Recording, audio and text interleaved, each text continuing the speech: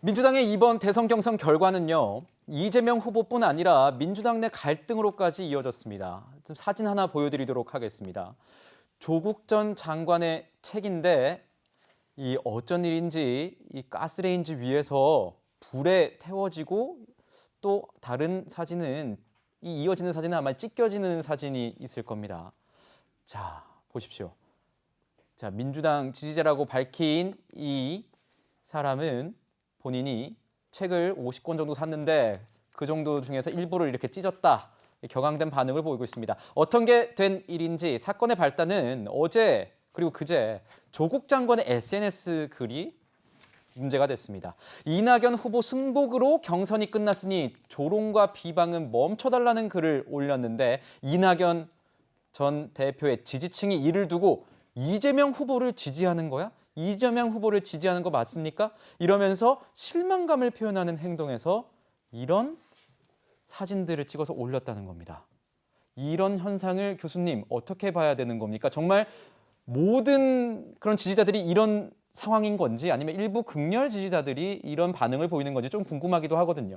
아마 일부 극렬 지지자들일 겁니다. 사실 조국 전 장관에 대한 그 지지라는 게 굉장히 놀라웠죠. 사실 조국의 시간이라는 게 저 책이 나오자마자 그날로 10만 부가 팔렸거든요. 그리고 사실 정경심 교수의 재판에서도 상당 부분 뭐 입시 비리라던가 사모펀드 비리라던가 이런 것들이 상당 부분 사실로 판명이 났음에도 불구하고 지지를 철회하지 않고 계속적으로 조국 전 장관에 대한 지지가 계속되었었는데 사실 조국 전 장관 이번에 SNS에 이제 민주당 지지자로서 민주당원으로서 이낙연 후보가 이 경선 결과를 받아들였으니까 이제는 자신이 반대했던 후보에 대해서 조롱이나 욕설을 그만하자라는 말은 충분히 할 수 있는 말이라고 생각이 들거든요. 네. 근데 이런 말을 이제 받아들이지 못한 일부 이낙연 전 대표의 지지자들이 내가 정말 조국의 시간을 50권씩 사서 어떤 지지의 의미로 변호사비를 보태라는 어떤 그런 지지의 의미로 내가 50권씩이나 샀는데 어떻게 이재명을 지지하는 식의 발언을 할 수 있느냐?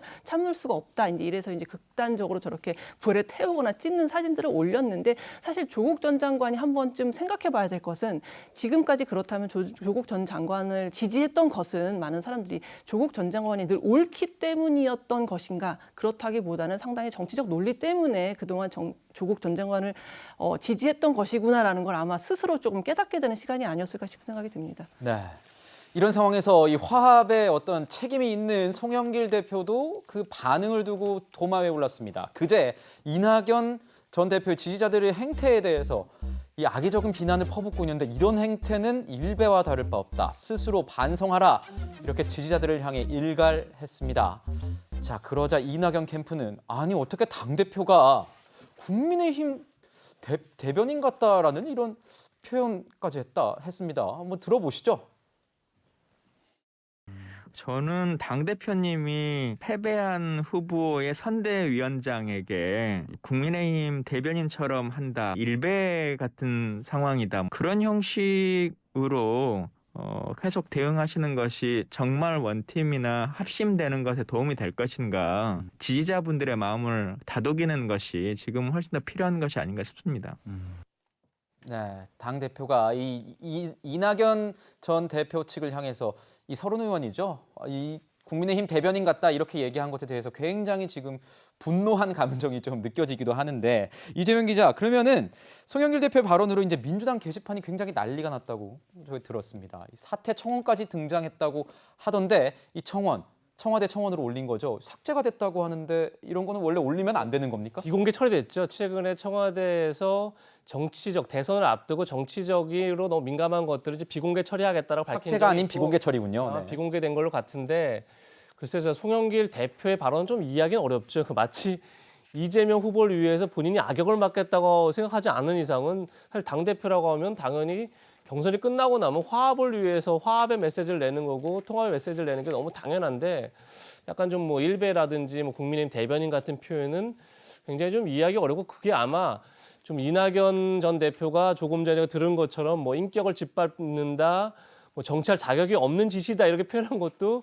상당 부분 송영길 대표의 발언을 염두에 둔 게 아닌가 싶을 정도인데 저는 그런 점에서 앞으로 이제 본선을 위해서 민주당에서 캠프를 꾸릴 텐데 저는 뭐 선대위원장들은 어쨌든 다 이제 어떤 원로들을 모시는 자리죠. 그리고 또 상대 경선 같이 뛰었던 후보들을 모시는 자리인데 네.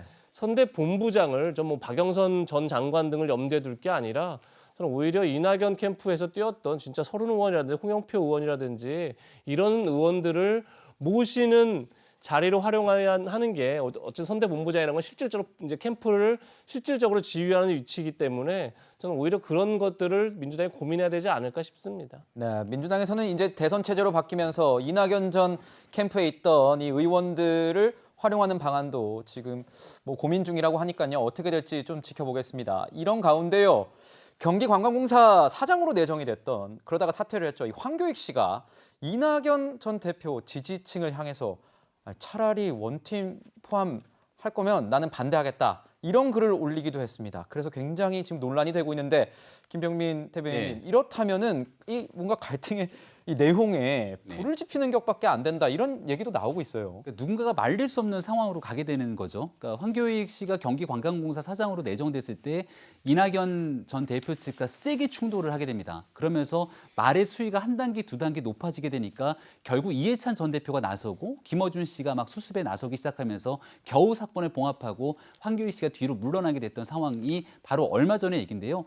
역시 마찬가지로 황교익 씨가 저런 주장을 하게 되기 시작하는 순간 반대 진영에서 이낙연 전 대표를 지지했던 인사들은 도저히 받아들여질 수 없는 상황으로까지 흘러갈 수 있지 않겠습니까?